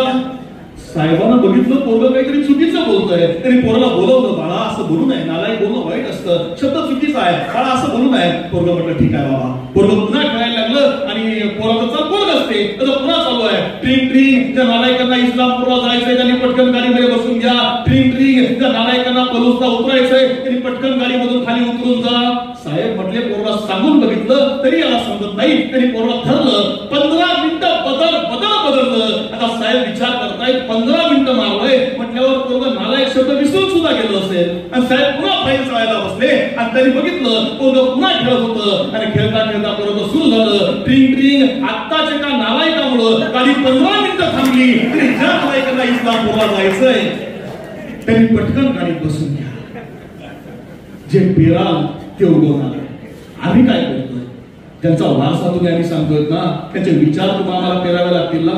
आणि एका सामान्य या पोरुसगाव गाव तालुक्यातल्या एका सामान्य भागामधून यावं, या मातीतल्या एका सामान्य भागामध्ये यावं, पुण्यामध्ये एक स्वप्न घेऊन यावं आणि स्वप्न घेऊन येत असताना एका छोट्याशा खोलीमध्ये भारतीय विद्यापीठ नावाचं स्वप्न बघावं आणि ते विद्यापीठ जगाच्या नकाशावर जावं. हे आपल्या भटवते स्वप्न आहे. हे एवढं अमर्याद स्वप्न बघितलं आणि ते पूर्ण करून दाखवलं की माणसं तुमच्या मातीमध्ये आहे, या मातीमध्ये आहे. मध्यंतरी आरामांचं निधन झालं. मी इथं आलो होतो, काय परीक्षा नाही माझी संबंध नाही, पण वाटलं आणि प्रत्येक पक्षाच्या माणसाला वाईट वाटतं का त्यांच्या घरी आपण जाऊन बघितलं पाहिजे ना, गेलं पाहिजे. का वाईट वाटतं, कोण होता माणूस आणि गेलो त्या सांगली आपल्या तासगाव मधल्या अंजनीमध्ये ते घरामध्ये गेलो, बघितलं फोटो लावलेला माणसा, आई बाजूला बसल्या होत्या, सुमनताई होत्या, फोटोला हात जोडले, बाजूला येऊन बसलो. 5-10 मिनिटं बसलो, जायला निघालो. जाताना काही लोक कार्यकर्ते त्या प्रत्येक येणाऱ्या माणसाला एक पुस्तक देत होते. मी कसा घडलो पुस्तक घेतलं, गाडीत बसलो, वाचायला सुरुवात केली आहे आणि पुस्तक वाचल्यावर समजलं की या मातीत माणसं कशी घडली आहेत. सायंकाळची वेळ आहे, आई कामाला गेली आहे आणि छोटंसं पोरगं धावत आलंय, आई जवळ आलंय आणि पोरगं आईला सांगतं, आई माझ्या शर्टाचा खिसा फाटलाय, माझा एवढा खिसा शिवून गेला. आई म्हटली, बाळा तुझ्या शर्टाचा खिसाच नाही रे, तुझा शर्ट इतका फाटलाय की तो शिवायला जागाच नाहीये. आणि आईच्या डोळ्यामधून अश्रूंची धार लागली आहे आणि पोरगं धावत धावत घरात गेलंय. त्या पोरानं आपल्या बापाचे जुने कपडे बाहेर काढले. त्या पोराच्या बापाचा मृत्यू झालाय. आम्ही दुनियाने मेलेल्या माणसाचे कपडे वापरत नाही, आम्ही जाळून टाकतो, फाडून टाकतो, फेकून देतो, पुन्हा देऊन टाकतो. त्या पोरानं बापाचे जुने कपडे बाहेर काढले, ते टेलरकडे गेले, ते कमी करून आणले आणि ते कपडे आपल्या अंगावर घालायला सुरुवात केली आणि बापाचे जुने कपडे अंगावर घालत हा पोरगा महाराष्ट्राच्या उपमुख्यमंत्री पदापर्यंत जाऊन पोहोचला. त्याचं नाव होतं R.R. पाटील. आणि म्हणून नाव घ्यायचं ना, म्हणून इतिहास सांगायचा, म्हणून विचार हे सांगावं लागेल ना आमच्या पुढच्या पिढ्यांना. कारण महाराष्ट्राची आत्ताची परिस्थिती अशी आहे की दादा आमच्याकडे सगळं वाटलं गेलं. आमच्या लोकांनी भाषा वाटल्या, प्रांत वाटले, गट वाटले, गण वाटले. आमच्या लोकांनी मतदारसंघ सुद्धा वाटले, महापुरुष सुद्धा वाटले. छत्रपती शिवाजी महाराज मराठ्यांचे, महात्मा फुले माळ्यांचे, बाबासाहेब आंबेडकर दलितांचे, अण्णाभाऊ साठे मातंगांचे, गाडगे बाबा धोब्यांचे, अहिल्यादेवी धनगरांच्या, भगवान बाबा वंजारींचे, सेवालाल महाराज बंजाऱ्यांचे, सगळं वाटलं गेलं.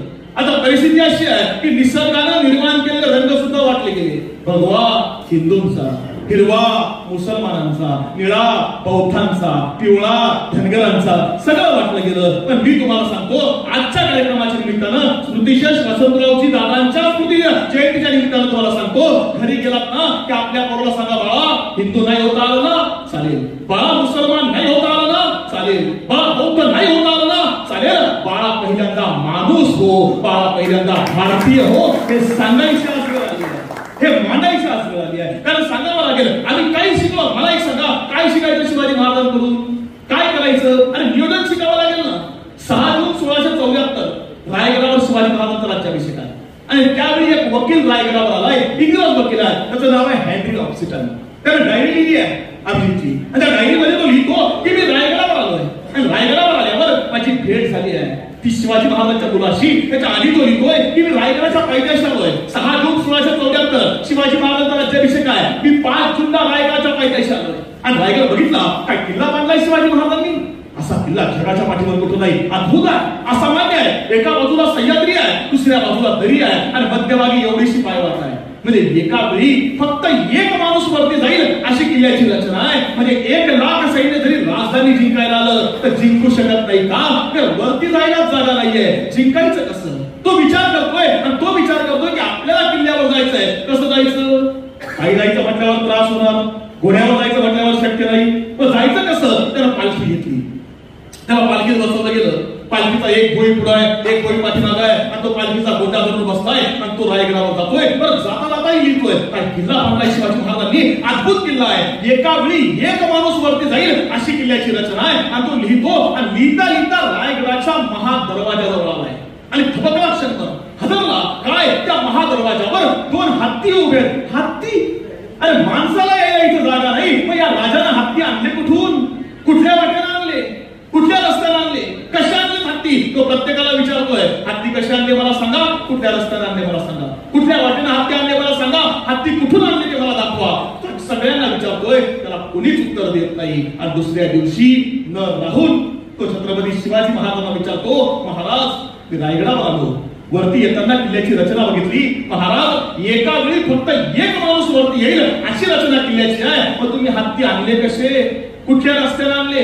कुठल्या वाटेने आणले? मला ती वाट बघायची आहे. आणि शिवाजी महाराज हसायला लागले आणि शिवाजी महाराज सांगतायत, हेनरी ऑक्सिटन ते हत्ती मी आज आणले नाही. म्हणजे बघ, हेनरी ऑक्सिटन राज्याभिषेक करायचा हे मी आज ठरवलं नाही, हे मी 10 वर्षापूर्वी ठरवलं होतं की 10 वर्षानंतर आपल्याला राज्याभिषेक करावा लागेल. आणि मला माहिती होतं की 10 वर्षानंतर जर आपल्याला राज्याभिषेक करायचा असेल तर आपल्याला रायगडावर हत्ती लागतील. आणि म्हणून 10 वर्षापूर्वीच मी हत्तीची लहान लहान पिल्लं पालखीत घातली, ती पालखीत घालून रायगडावर आणली, रायगडावर लहानाची मोठी केली आणि ती आज मोठी हत्ती बनवून इथं महादरवाजावर उभी आहे.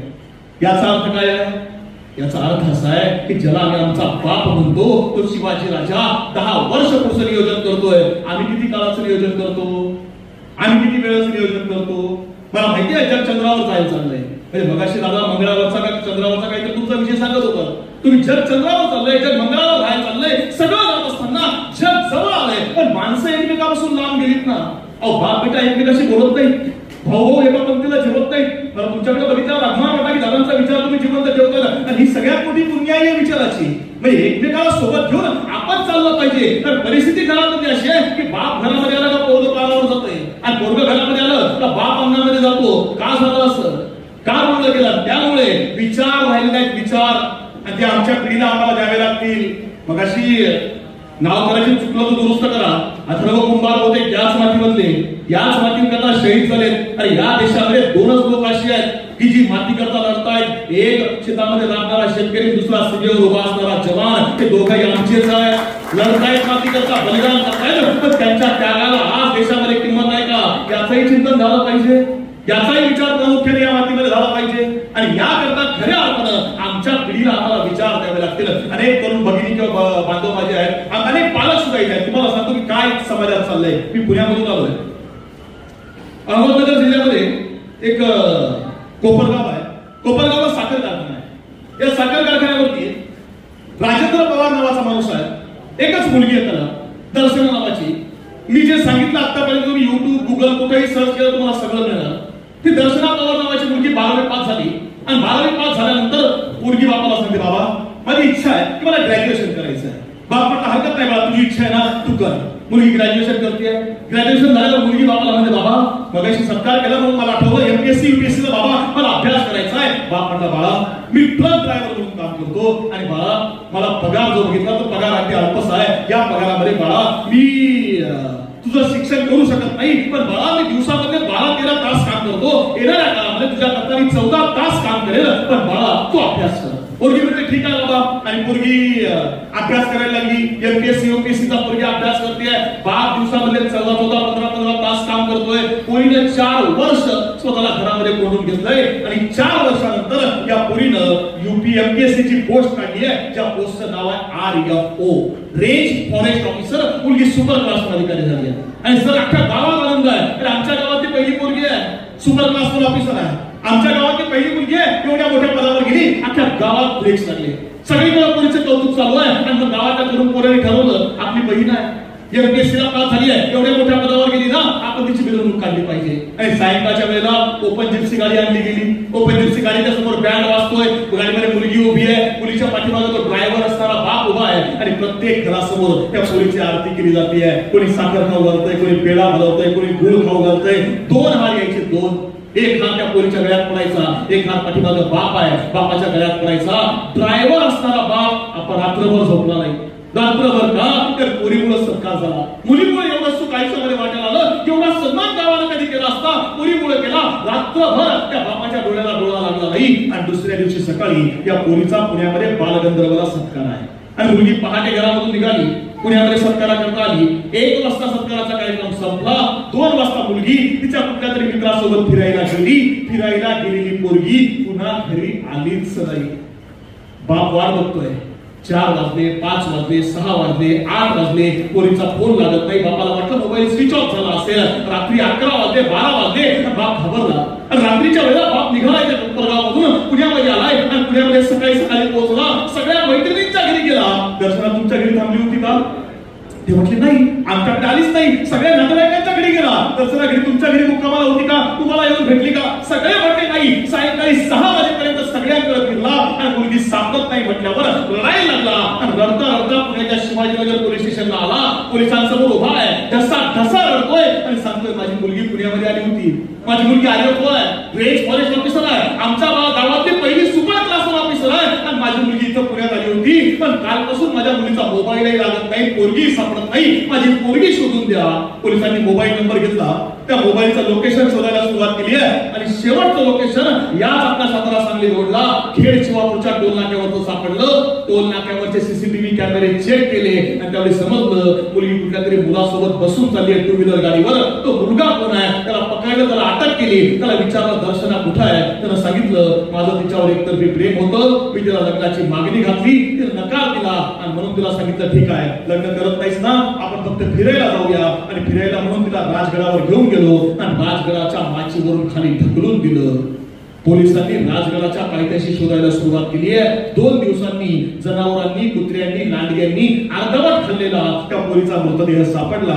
तो मृतदेह आणला गेला पुण्यामध्ये ससून हॉस्पिटलला. त्याच्यावर पोस्टमार्टम चालू आहे आणि पोस्टमार्टम डिपार्टमेंटच्या बाहेर बाकड्यावर तो बाप एकटाच बसलाय आणि भेटायला येणाऱ्या प्रत्येकाला फक्त एवढंच सांगतोय की आता एक करा, ज्यावेळी माझ्या पोरीला जाळाल ना त्यावेळी 1 चिता बनवू नका, 2 चिता बनवा, कारण तिला जाळाल ना तेव्हा तिच्यासोबत मला सुद्धा जिवंत जाळून टाका, कारण जगायची इच्छा नाही. प्रश्न असा आहे दोष कुणाचा आहे?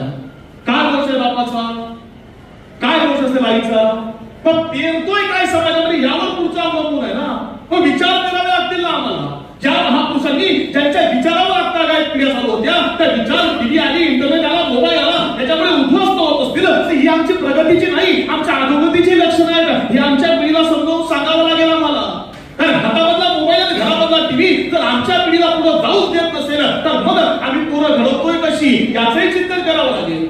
परवा एक पोरगा आंघोळीला जायला निघालंय आणि आंघोळीला जाताना हातामध्ये मोबाईल आहे, दुसऱ्या हातामध्ये टॉवेल आहे. बापाने विचारलं बाळा कुठं चाललाय? पोरगा म्हटलं आंघोळीला चाललोय. बाप म्हटला टॉवेल ठीक आहे, आंघोळीला जाताना मोबाईल कुठे घेऊन चाललाय? पोरगा म्हटला बातमी भरेपर्यंत काय करू म्हटला. ही परिस्थिती आहे.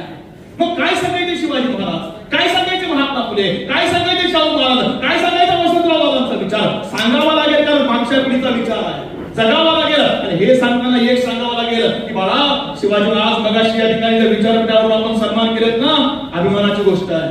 राज्यात व्याख्यानाच्या निमित्तानं अनेक वेळा जातो, अनेक म्हणजे मगाशी आपण उल्लेख केला सरांनी की पश्चिम महाराष्ट्रामध्ये पहिल्यांदा नाही, आठवड्यातले किमान 2 दिवस तरी याच भागात कुठतरी कार्यक्रमाच्या निमित्तानं असतो. पण येत असताना एक विचार बघायला मिळाला. दादा सुहास दादा असतील किंवा दादा आपण सुद्धा प्रतिष्ठित माणसांचे सन्मान सगळे करतात, उच्च पदावर गेलेल्या लोकांचे सत्कार सगळे करतात. म्हणजे डॉक्टर झाले, वकील झाले, इंजिनियर झाले, सीए झाले, मोठ्या पदावर गेलेत ना अभिमानानं सन्मान करतात का?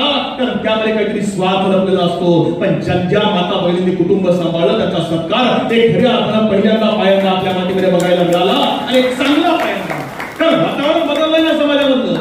साहेब मी जे नाव सांगितलं आम्हाला आश्चर्य वाटेल, श्रीनिवाजी खंडेलवाल. आता श्रीनिवाजी खंडेलवाल हे भारताचे असे लेखक आहेत की ज्या लेखकाने 400 पेक्षा जास्त पुस्तकं लिहिली.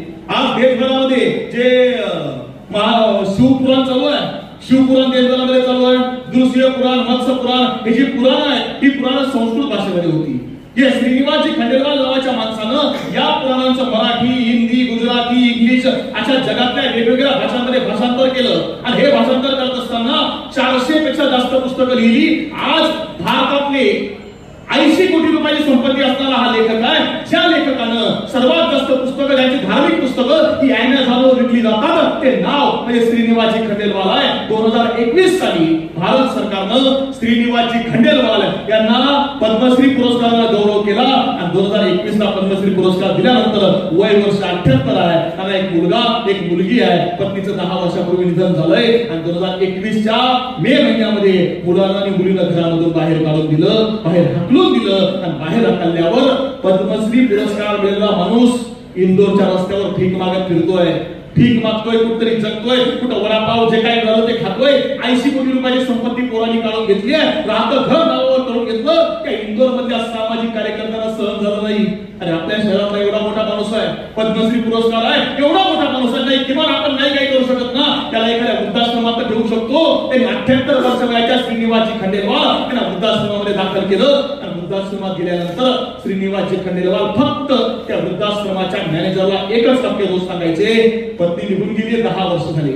आज 80 कोटीची संपत्ती होती, पोरांनी काढून घेतली, हरकत नाही. घर काढून घेतलं, त्याबद्दल हरकत नाही. शेवटची इच्छा एकच आहे, मी शेवटच्या वेळेला फक्त पोराला आणि पोरीला बघायचंय, त्याला जवळ घ्यायची, त्याच्याशी 5 मिनिटं बोलायचं आहे. आणि तो मॅनेजर रोज फोन करायचा, पण पोरगाही यायला तयार नाही आणि मुलगी यायला तयार नाही. दुर्दैवानं 2023-24 मध्ये त्या माणसाचं निधन झालं. निधन झाल्यावर पद्मश्री पुरस्कार असल्यामुळे त्यांचा अंत्यसंस्कार शासकीय इतमामामध्ये करावा लागतो. आणि त्यामुळे जिल्ह्याच्या कलेक्टरला फोन केला.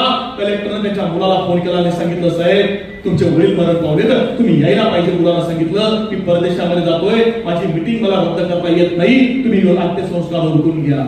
मुलीला फोन केला, मुलगी दिल्लीच्या सुप्रीम कोर्टामध्ये वकील आहे, तिला फोन केला की तुमचे वडील वारले तर तुमचा भाऊ नाही आहे, पण तुम्ही तरी यायला पाहिजे. मुलीने सांगितलं सुप्रीम कोर्टामध्ये महत्वाची तारीख आहे, मी येऊ शकत नाही, अंत्यसंस्कार तुम्ही उरकून घ्या.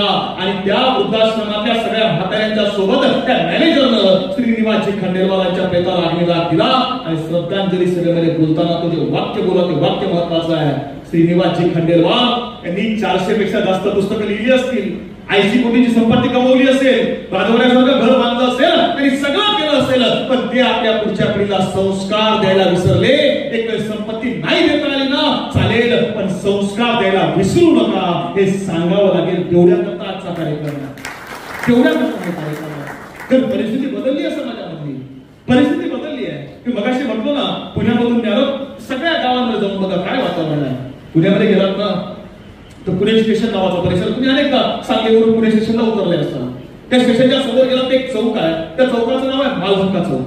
त्या चौकामध्ये सिग्नल आहे काही, त्या सिग्नलला काही लोक भीक मागतात. लॉकडाऊनच्या काळामध्ये घटना आहे, भीक मागणारे लोक असतात. कोणी पुढं, आता तुम्ही सांगली किंवा तुमच्या पलूसमध्ये सिग्नलला कुठं बघितलं असेल, भीक मागणारी माणसं, कोणी फुलं विकतं, कोणी फळं विकतं, कोणी पेन विकतं. आणि त्याचं जगणं तिथं त्याच फुटपाथवर, राहणं खाणं संसार सगळं तिथंच त्या फुटपाथवर. आणि त्याच सिग्नलला नवरा बायको त्याची 3-3.5 वर्ष वयाची मुलगी आहे. रस्त्यावर भीक मागायचं काम चालू आहे. दिवसभर काहीतरी भीक मागितली असेल, काही दिलं ते खाल्लं. रात्री 11-11:30 वाजता 12 वाजता कुटुंब झोपी गेलं. नवरा झोपलाय, बायको झोपली आहे आणि त्याच्या बाजूला 3-3.5 वर्ष वयाची मुलगी झोपली आहे. आणि रात्री 12-1 वाजता ती मुलगी चुकून झोपेत नकळत त्या फुटपाथच्या खाली येऊन पडली आहे. आणि त्या रस्त्यानं अगदी 1-1.5 वाजता 27-28 वर्ष वयाचा एक तरुण मुलगा चालला होता.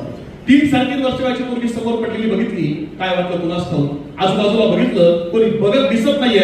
अलगद त्या मुलीला उचललं. पलीकडच्या बाजूला रेल्वेचे खराब भंगार जुने डबे पडले होते, ते डब्यांजवळ त्या मुलीला नेलं. ती मुलगी उठली आहे, अनोळखी माणूस बघितला, तिने ओरडायला सुरुवात केली आहे, आरोळ्या मारायला सुरुवात केली आहे. आणि तिचा आवाज दाबाय करता, तोंड दाबाय करता, कागद कपडा रुमाल काही सापडत नाही. पण या पोरानं रस्त्याच्या बाजूला टायरचा एक तुकडा पडला होता, तो तुकडा उचलला, 3 वर्ष वयाच्या पोरीच्या तोंडात कोंबला, तिला तिथंच फेकून दिलं आणि निघून गेला. का झालं असं, कशामुळे झालं मी सांगत नाही. 70 वर्षापूर्वी कवी प्रदीप येऊन गेले. आज सलामत कोई न घर है, सबको लुट जाने का डर है. हमने अपने वतन को देखा, आदमी के पतन को देखा.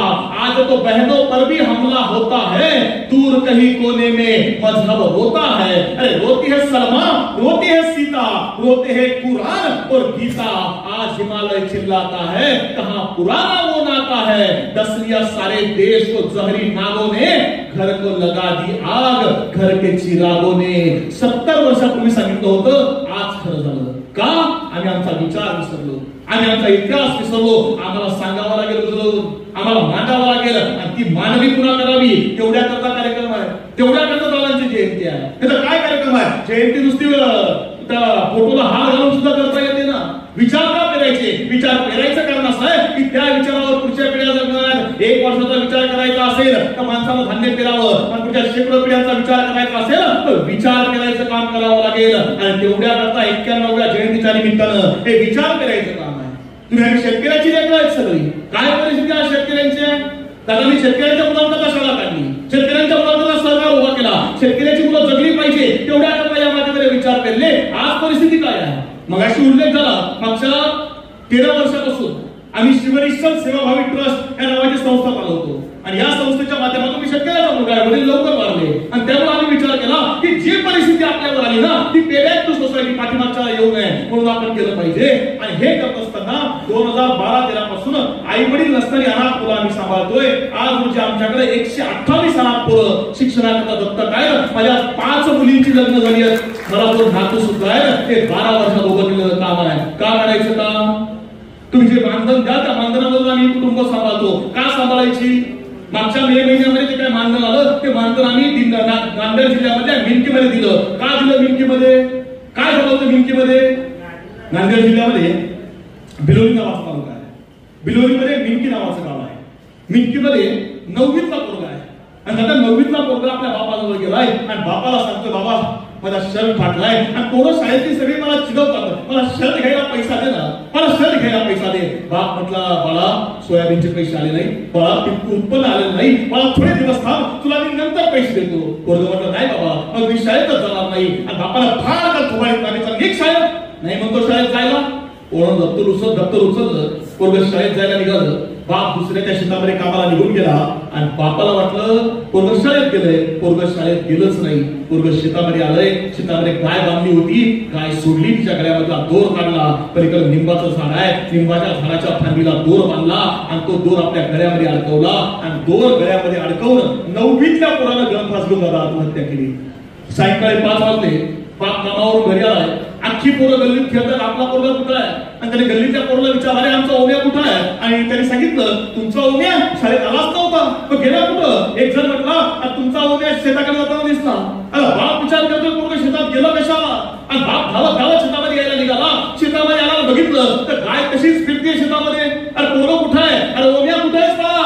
ओम्या बाळा कुठं आहे? बाप आवाज देतोय. पोरात बापाचा आवाज पोरापर्यंत जात नाही आणि बाप धावत धावत त्या शेतात त्या विहिरीजवळ आलाय. विहिरीच्या बाजूला बघितलं निंबाचं झाड आहे आणि 9वीच्या आपल्या पोरानं गळफास घेऊन आत्महत्या केली. बापाला बघितलं, ठसा ठसा रडतोय बाप आणि धावत धावत झाडावर चढला, त्या फांदीवर गेला, दोर सोडला, त्या पोराचं प्रेत अलगद खाली उतरवलं आणि खाली उतरवल्यानंतर त्याच्या गळ्यामधला दोर काढला. पोराचे पटापटा मुखे घेतले आणि तोच दोर उचलला आणि पुढच्या 5 मिनिटांमध्ये त्याच फांदीला बांधून पुढच्या 5 मिनिटात बापानं गळफास घेऊन आत्महत्या केली. का आली वेळ?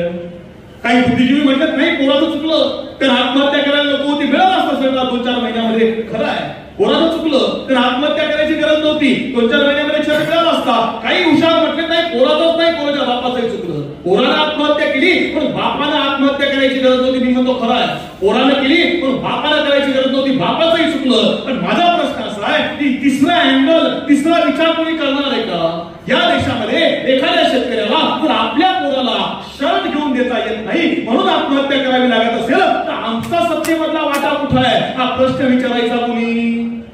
यावर चिंतन करायचं कुणी? चिंतन करावं लागेल ना तुम्हाला, विचार करावा लागेल. आणि तो विचार करायचा असेल तर शेतकऱ्याच्या दुनियाने पोराने पुढे आलं पाहिजे. आणि स्मृतिशेठ वसंतराव दादांनी जो विचार त्या पलूसच्या माध्यमाने मांडला तो जगाच्या कानाकोपऱ्यात गेला पाहिजे. मी तुम्हाला सांगतो, आजच्या कार्यक्रमाच्या निमित्तानं सीए असतील किंवा वेगळ्या क्षेत्रात असतील किंवा वेगळ्या क्षेत्रात प्रावीण्य मिळवलेल्या माणसाचा सत्कार आपण केला. येणाऱ्या काळामध्ये अजून मोठ्या क्षेत्रामध्ये माणसं गेली पाहिजेत आणि त्यांनी या पलूसच्या मातीचं नाव हे पुढे जगात अजरामर केलं पाहिजे. आणि ते ऋण आपण मातीचं फेडावं. तेवढ्या करता दादांच्या जयंतीच्या निमित्तानं संपूर्ण परिवार असेल किंवा संपूर्ण मित्र परिवार सर्वांनी हा कार्यक्रम या ठिकाणी आयोजित केला. कार्यक्रमाचे अध्यक्ष सन्माननीय दादासाहेब असतील, सुहासदादा असतील, आदरणीय पांडुरंग असतील, आदरणीय गणपतदादा असतील किंवा सगळेच कन्या विचारपीठावरील सन्माननीय मान्यवर असतील, या सर्वांचं ऋण व्यक्त करतो. अभिजितजी तुमच्या निमित्तानं एका चांगल्या कार्यक्रमाला येण्याचा योग आला, तुमचंही आभार मानतो. आदरणीय दुग्गल सर असतील किंवा सर्व स्टाफ असेल यांचंही ऋण व्यक्त करतो. आणि दादा सुहासदादा तुम्हाला सांगतो, एक शाहीर असं लिहितो कि एक तालाब के किनारे एक इमारत को लग गई आग. एक तालाब के किनारे एक इमारत को लग गई आग, मच गई भागम भाग. कुछ लोगों ने आग पर पानी डाला, कुछ लोगों ने आग पर पानी डाला, कुछ लोगों ने आग में घिरे लोगों को बाहर निकाला. सभी ने वो किया जो था जिसकी पहुंच में, सभी ने वो किया जो था जिसकी पहुंच में. एक चिड़िया भी डाल रही थी पानी भरकर अपनी चोंच में. तब पेड़ पर बैठा कौवा बोला, चिड़िया रानी तो सुई की नोक से पहाड़ खोद रही है, तेरी चोंच में जितना पानी आएगा उससे आग का एक शोला भी नहीं बुझ पाएगा। तब चिड़िया ने दिया जवाब, एकदम लाजवाब। चिड़िया बोली, मेरे भाई मैं तेरी बात को मानती हूँ, मेरे भाई मैं तेरी बात को मानती हूँ, अपने चोंच में भरी पानी की क्षमता भी पहचानती हूँ। अरे मैं तो बस इतना जानती हूँ कि जिस दिन इस घटना का इतिहास लिखा जाएगा, हमारा नाम आग लगाने वालों में नहीं, आग बुझाने वालों में लिखा जाएगा। जय हिंद, जय श्री राम। धन्यवाद। स्वर्गीय लोकनेते वसंतरावजी पुजारी दादा यांच्या 91व्या जयंतीनिमित्त या ठिकाणी प्रमुख पाहुणे म्हणून उपस्थित असलेले प्राध्यापक यशवंत गोसावी सर या कार्यक्रमाचे प्रमुख पाहुणे आणि या कार्यक्रमाचे अध्यक्ष पोलीस सहकारी बँकेचे सन्माननीय चेअरमन वैभवराव पुजारी साहेब, व्यासपीठावरील ज्येष्ठ मार्गदर्शक गणपतरावजी पुजारी आप्पा, पांडुरंग तात्या, गणपतराव भाऊ, त्याचबरोबर पोलीस सहकारी बँकेचे वाईस चेअरमन मार्गदर्शक प्रकाश आप्पा पाटील, आमचे युवक सहकारी मित्र युवक नेते भरतभाई इनामदार, विक्रम आप्पा पाटील, विशाल भाऊ दळवी, तसेच तांडीवाडीचे युवक नेते शरद काका, उरुस नगरीचे माजी नगराध्यक्ष परशुराम आप्पा, त्याचबरोबर भाऊ दळवी, त्याचबरोबर सर्व संस्थांचे चेअरमन आणि व्हाईस चेअरमन, त्यांचे संचालक मंडळ व पुजारी दादांच्यावरती प्रेम करणारे सर्व कार्यकर्ते, पत्रकार बंधू भगिनींनो, आजच्या या कार्यक्रमासाठी आपण उपस्थित राहिला त्याबद्दल मी स्वर्गीय लोकनेते वसंतरावजी पुजारी दादा युवक मंच या मित्रमंडळाच्या वतीने सर्वांचे आभार मानतो आणि नाश्ता झाल्यानंतर कार्यक्रम संपला.